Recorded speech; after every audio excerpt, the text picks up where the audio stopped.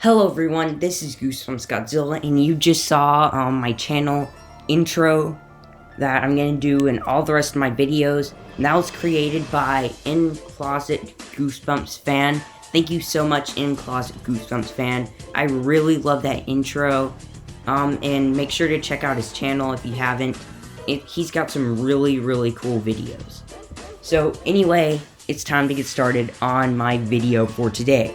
So I'm going to be talking about Dead House from the first Goosebumps book, Welcome to Dead House, and how this mysterious house appeared in another Goosebumps book entitled Headless Halloween. Viewer beware, you're in for a scare, and let's get started.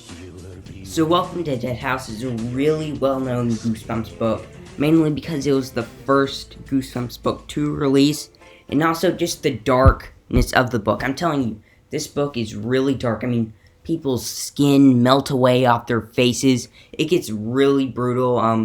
The antagonists feed off human blood every year. Oh, it gets really dark, cruel, and even the dog dies. If you have not read the book, I'm so sorry I spoiled it for you, but the dog died, and it was really sad. It was a dark book, and that's one reason this book is so well known. But despite Welcome to Dead House's huge popularity, it never had a sequel. There was plans for a sequel in 2000, 2001 for the newest Goosebumps book series, Goosebumps Gold. And so, Tim Jacobus already made the cover art for the sequel, which was entitled Happy Holidays from Dead House, but Goosebumps Gold was canceled, and so was the book, and so we never got to see a proper sequel for Welcome to Dead House. But despite this, Dead House, which was the evil house in Welcome to Dead House, could appear in another Goosebumps book, and that Goosebumps book is Headless Halloween. So the reason I believe this is because of this strange haunted house in the book Headless Halloween. So, just in case you don't know kind of the plot for Headless Halloween, I'll have to tell you for this to make sense. So, Headless Halloween is a pretty dark book itself. So, the beginning's kind of light. It's lighter, but it gets really dark. But anyway, it starts out with this really mean kid. One thing leads to another, he dies while trying to jump a ridge or something like that. And so now he's in the spirit world, and he has to do 3 good deeds in order for him to get back into the normal human realm. So he does one good deed, but then he has to do the next good deed, and that's saving his brother from being trapped inside this strange haunted house. So the main protagonist goes inside the haunted house and is confronted by a so-called ghost with an axe in his head. And while the book states it's a ghost, I don't actually think it's a ghost, because this ghost is supposedly afraid of light. And we can see from other Goosebumps books that ghosts do not have a weakness to light. We all know Goosebumps books are in the same universe, but so the ghosts all have to have the same weaknesses, right? So how could that ghost have a weakness to light? So I'm gonna have to say that the whole misconception about the ghost is all expectation.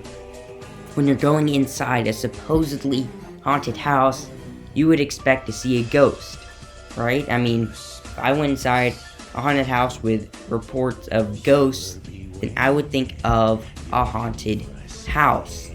And so obviously this kid just got misconcepted the